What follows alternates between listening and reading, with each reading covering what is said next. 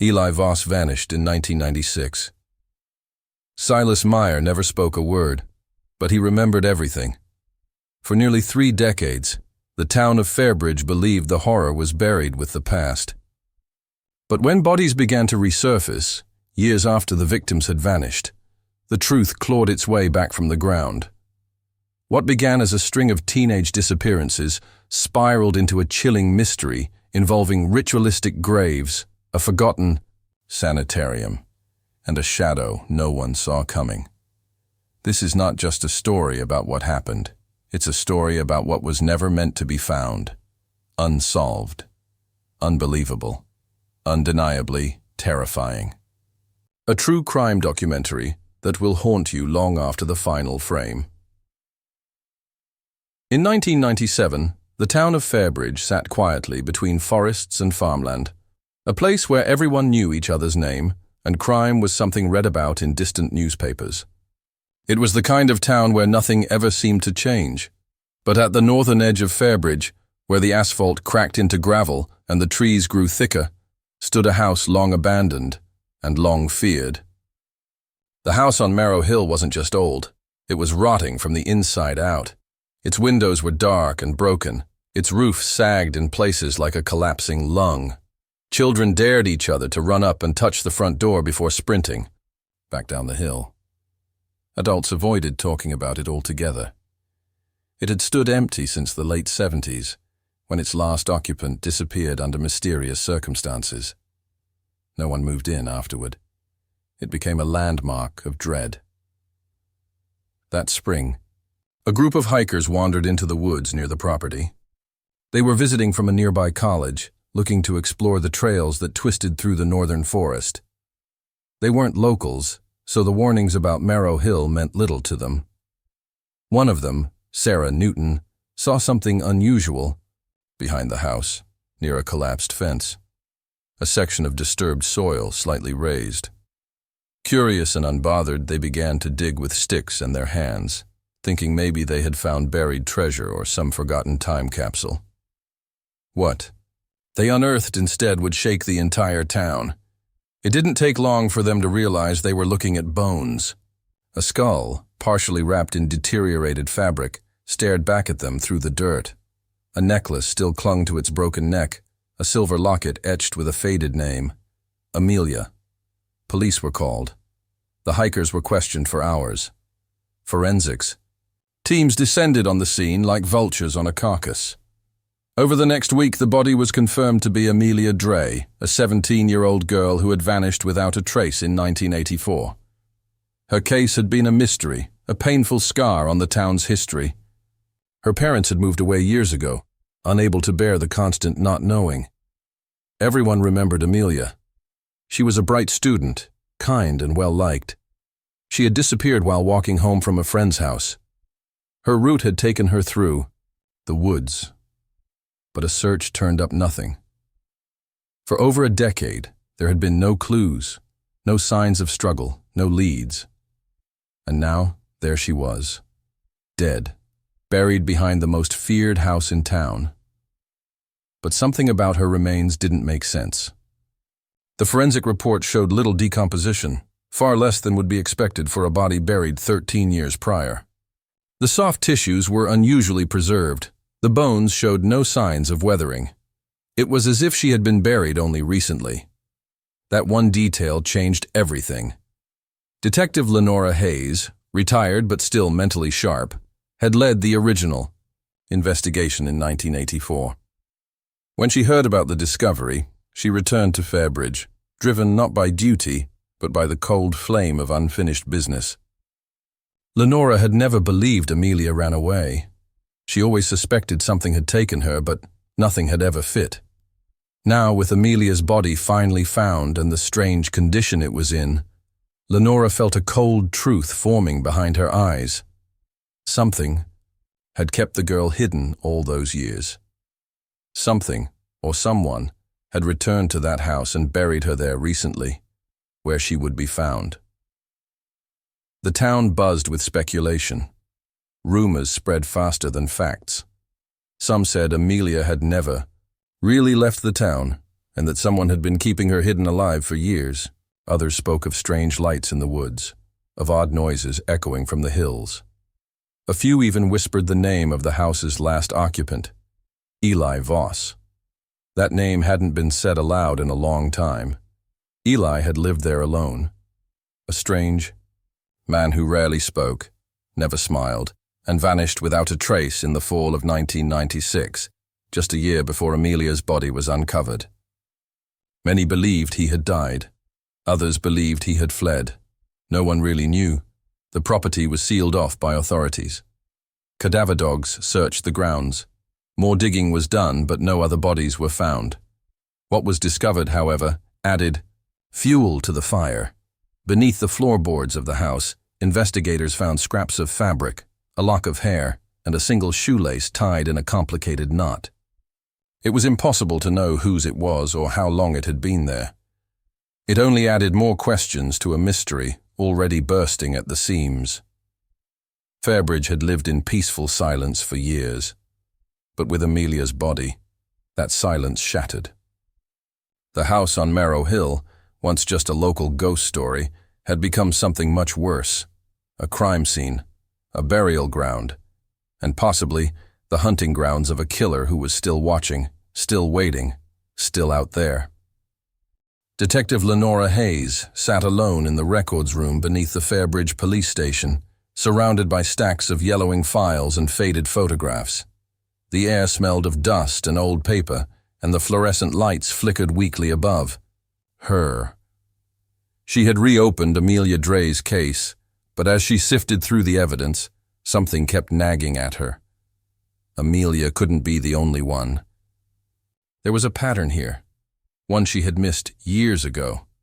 She began pulling files on other missing persons from surrounding counties, focusing on the years between 1980 and 1995. It was a long shot, but as she read through the cases, her hands started to tremble.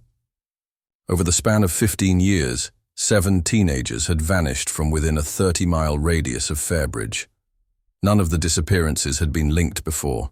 Different towns, different jurisdictions, different stories, but they were all eerily similar. The first case was from 1980. A boy named Ethan Cray, 16, vanished while riding his bike home from school. His bike was found leaning against a tree at the edge of the woods. No sign of a struggle. No trace of Ethan. 3 years later, a girl named Marcy Devlin, 15, vanished while jogging through her neighborhood. Her shoes were found near a drainage tunnel. In 1987, it was Simon Cole, 17.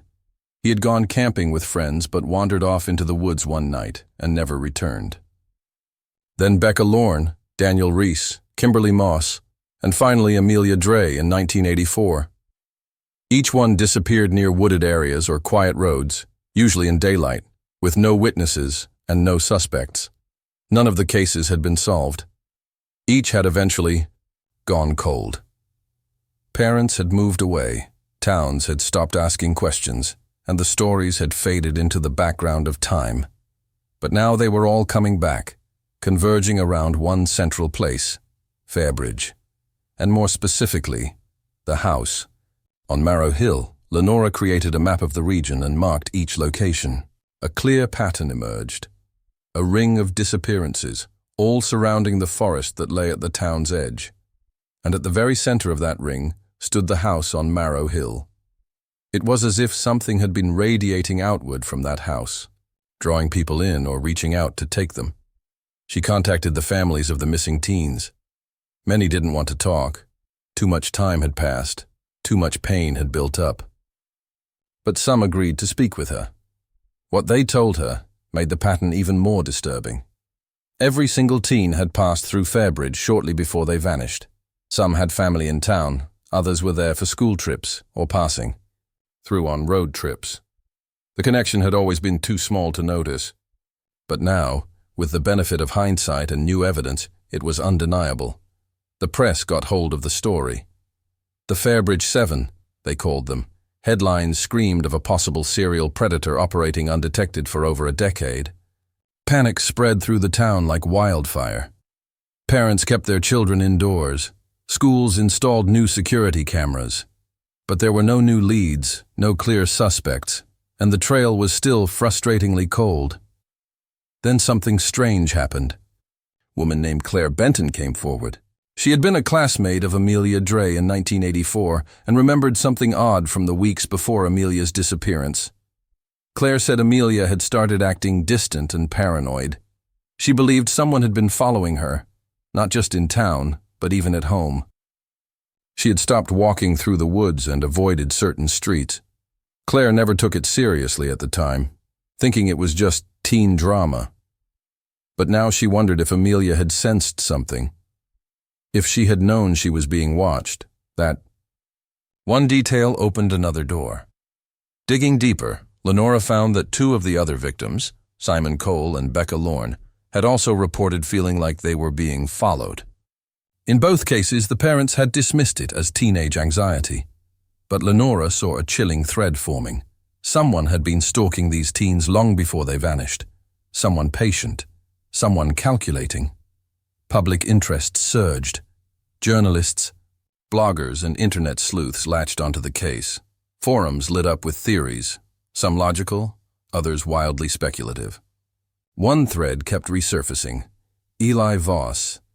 Eli had lived in the Marrow Hill house from 1972 to 1996. His name was on property tax records and utility bills, but he had almost no footprint beyond that. No job history, no medical records, no family. His neighbors described him as quiet, strange, and always watching. He was seen walking into the woods at night with a lantern, but was never seen with visitors.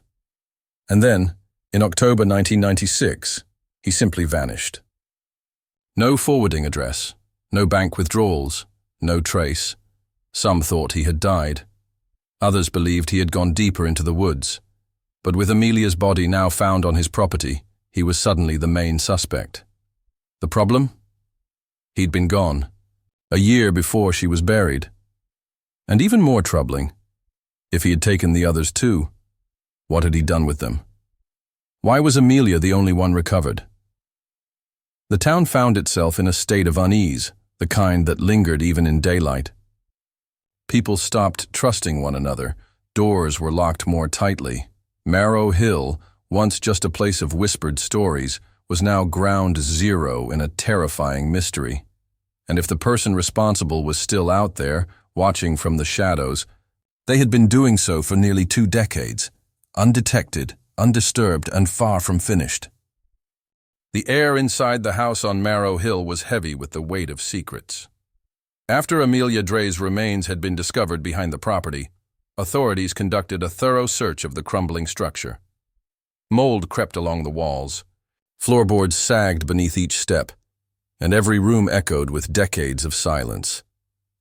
But the most significant find came during a deeper investigation of the basement. While examining the southern wall, an officer noticed a faint outline in the wood, an uneven panel that didn't match the rest of the construction. Behind it, hidden in a hollowed-out space, was a locked metal chest covered in dust and rust. The team pried it open, expecting perhaps tools or forgotten junk. Instead, they found photographs, newspaper clippings, and a journal. The diary belonged to Eli Voss. It was the first concrete evidence that Voss might be directly linked to the missing teenagers. The journal was thick and worn, filled from end to end with erratic handwriting. Its contents, however, weren't simple confessions or personal entries. Instead, they read more like obsessions, repetitive notes, strange symbols, and unsettling philosophies about purity, sin, and what Voss called the unspoken work.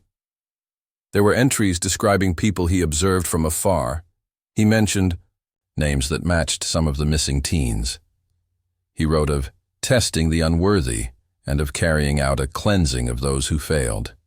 At times, his writing slipped into incoherent rants, looping back on itself in a spiral of madness. There were pages filled with nothing but a single phrase repeated over and over. They forget what they saw. The most disturbing entry referenced a ritual that, according to Voss, could cause someone to be forgotten. Not just missing, but erased from the memory of those who knew them. He wrote of energy in the forest, of a place beneath the roots where the veil between worlds was thin. He claimed that if done correctly, the ritual would return the world to balance by removing its stains. The chest also contained photos, grainy, dimly lit images of teenagers in the woods. Some appeared to be taken from a distance, others, more disturbingly up close, as if the photographer had been stalking them for days. Several photos matched known images of the missing teens. Their faces, caught mid-step, mid-glance, looked unaware they were being watched. But despite the overwhelming sense of connection to the disappearances, something was wrong. The chest had no fingerprints. Forensic teams found nothing, no DNA, no trace of who had handled its contents. Even the journal, which should have had Voss's prints, was clean. It was as if someone had meticulously erased every physical trace of the person behind the evidence. Even more puzzling was the date of the last journal entry. It was dated October 3, 1996, 1 week before Eli Voss vanished. The entry was short and cryptic. "It's not finished. One more must be buried." Then, "I can disappear." The handwriting was jagged, the words smeared as if written in a rush or under stress.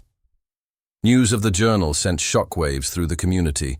To many, it confirmed what they had feared, that Voss had been involved in the abductions and had likely killed the teens. But why Amelia's body had been buried only recently, and where the others were, remained unanswered. Detective Lenora Hayes examined every detail of the journal. She had it studied by psychologists and cult experts. While many believed Voss was delusional, others warned that delusions do not cancel out danger. His beliefs, though deranged, might have fueled actual crimes. There was also concern that he had not acted alone. The presence of elaborate symbols and rituals suggested an organized belief system, something bigger than one man. The town of Fairbridge grew colder, more afraid. Rumors spread faster than ever.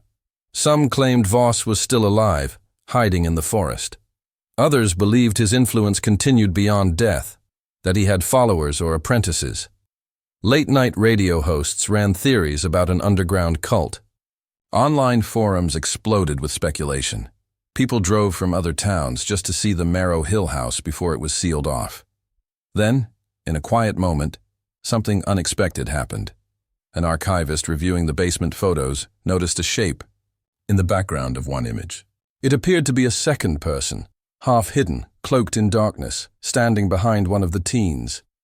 Enhancing the photo revealed a blurry silhouette, too distorted to identify, but clear enough to know Eli wasn't alone when the photo was taken.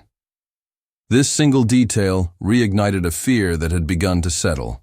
If Eli had a partner, or worse, a group, then the threat wasn't gone. It could still be out there, watching, waiting. And as the nights grew longer in Fairbridge, whispers returned to the trees surrounding Marrow Hill, whispers of those who had vanished, whispers of a man who had disappeared, and whispers of something deeper, something unspeakable that refused to stay buried. Winter fell hard over Fairbridge. Snow blanketed the streets, muffling the town into a strange silence that made even familiar places feel unfamiliar. The house on Marrow Hill stood untouched under a thick sheet of white, sealed off by rusting. Chains and police tape that fluttered like tired flags in the wind. Though officially abandoned and under investigation, the house continued to draw attention.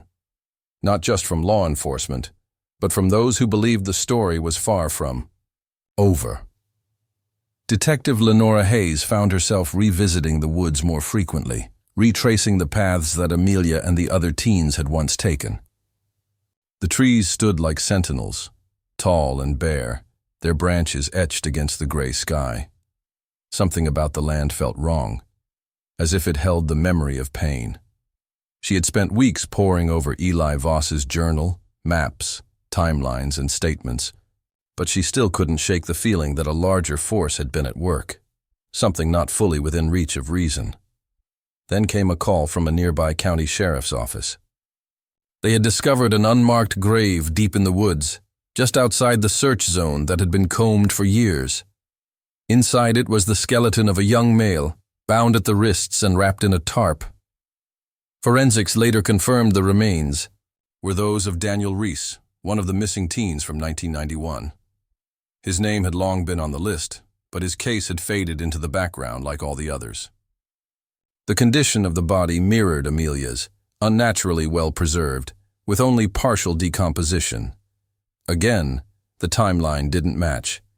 Again, it was as though someone had kept the body hidden elsewhere before bringing it to the forest. The town's unease turned to dread.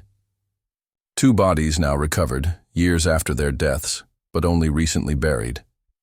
It was as if someone had been keeping them, storing them somewhere. But where, and why return them now?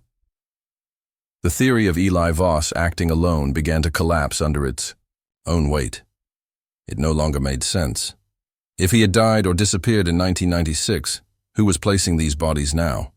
Who had access to them all these years later? Desperate for answers, Lenora began revisiting people from Eli's past, searching for anyone who might have known him closely. Most said the same thing. He was a loner, quiet, odd, but never openly hostile. However, one woman, a former librarian named Meredith Clay, remembered something unusual. Back in the early 90s, she said, Eli would visit the library weekly, checking out books on esoteric religions, ancient rituals, and human psychology. But more strange than his reading habits was the fact that he was never alone. A young man in his 20s always came with him, quiet, pale, always watching.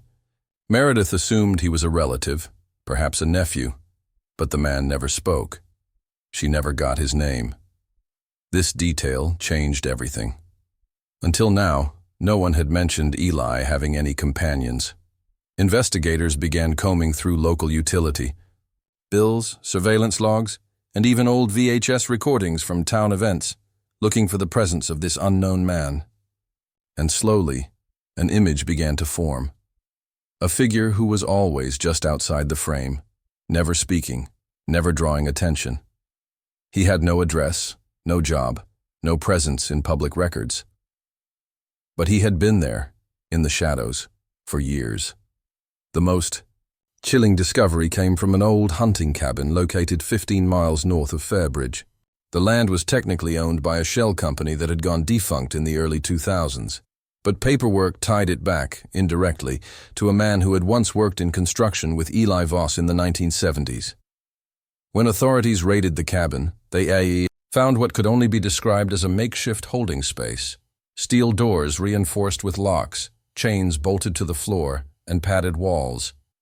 There were no windows, no beds, only a drain in the center of the floor. Whoever had been kept there had not been there by choice. In a locked drawer, they found more photographs. They showed the same missing teenagers, bound, frightened, and alive. A time-stamped corner placed one of the images just months before Amelia's body had been found, meaning someone had been keeping these victims alive long after they were declared dead. The implications were horrifying, and in one image, blurry and distant, was the face of the unknown man, the silent companion from the library, now unmistakably aged. He was the thread connecting the past and present, the one continuing the work, long after Voss had vanished. But no one knew his name. No fingerprints, no ID, nothing. He had never spoken, never left a trail, never claimed credit. But he had been there from the beginning, and he was still out there. The snow melted slowly as spring crept into Fairbridge, but the town's fear didn't thaw with the changing season. 2 bodies had been recovered. An unknown figure linked to the past had been caught in photographs, and the police cabin discovery confirmed the darkest suspicions. Someone had kept the victims alive, trapped, tortured, and finally discarded. Yet no arrests had been made, no name for the man in the shadows, no sign of where he might strike next. Detective Lenora Hayes knew time was running out. Whoever this man was, he had managed to outsmart investigators for decades. She suspected he didn't act on impulse.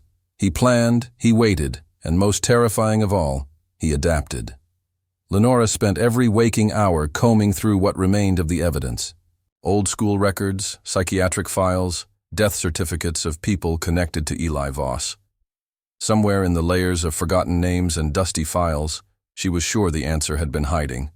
A breakthrough came from a direction no one expected. A retired nurse named Gladys Warren contacted the police. She had worked at the now demolished Black Hollow Sanitarium, an institution that had operated until the mid-1980s, just 40 miles from Fairbridge.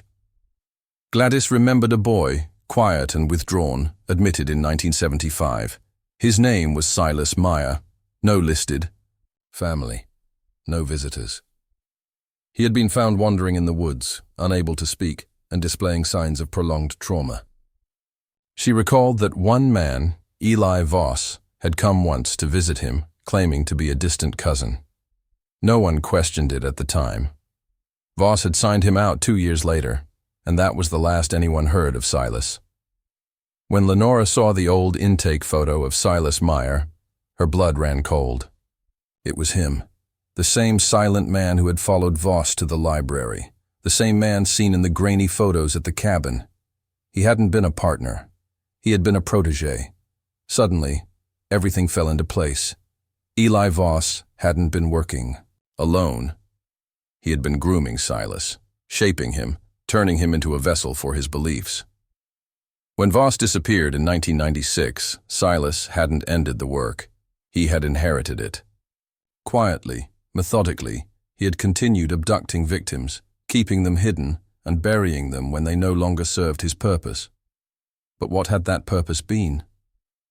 One final search of the Marrow Hill property was ordered, this time with new technology, ground-penetrating radar and drone surveillance. What they found beneath the soil behind the house wasn't just disturbing, it was devastating. Over 20 shallow graves, some empty, some filled with bones and fragments too old to identify. Some marked with crude symbols carved into rocks. These weren't just haphazard burials. They were intentional, ritualistic, arranged in a spiral pattern radiating out from the base of an old, gnarled tree. The same tree where Amelia's necklace had been found. Experts from various fields, anthropology, criminology, even cult specialists were brought in. They confirmed what Lenora feared. Voss and Silas hadn't just been killing. They had been conducting rituals. What they believed about cleansing the world wasn't just delusion. It had structure, symbols, and meaning. It followed a pattern that borrowed from forgotten mythologies and twisted spiritual ideas. And the spiral of graves represented stages: initiation, suffering, silence, death. Of the 20 graves, only 6 were positively linked to missing persons. The others remained unidentified. It became clear that the Fairbridge 7 had not been 7 at all. There were more, many more. As public outrage exploded, the search for Silas Meyer reached national attention. His face, digitally aged, was plastered across news outlets and social media. Tips poured in from every corner of the country. Sightings, rumors, even hoaxes. But none led to him. He had vanished again, just like his mentor before him. But Fairbridge would not be the same. The house on Marrow Hill was eventually demolished, the land sealed off indefinitely. A memorial was erected in the town square for the known victims, though many families had no remains to bury. Lenora stood at the unveiling, her hands clasped in silence, knowing the story wasn't over. She had solved enough to expose the darkness, but not enough to stop it. Silas was still out there, older now, more experienced, and more careful. Somewhere, he was watching, waiting, perhaps grooming another, perhaps already beginning a new pattern in a new town. The final words of Eli Voss's journal echoed in her mind. They forget what they saw. But Lenora would not forget. Nor would the families, nor would Fairbridge. And far away, under the cover of night, a man with hollow eyes and a quiet breath stepped into the woods once more. disappearing between the trees, silent, patient, unsolved, unbelievable, undeniably terrifying.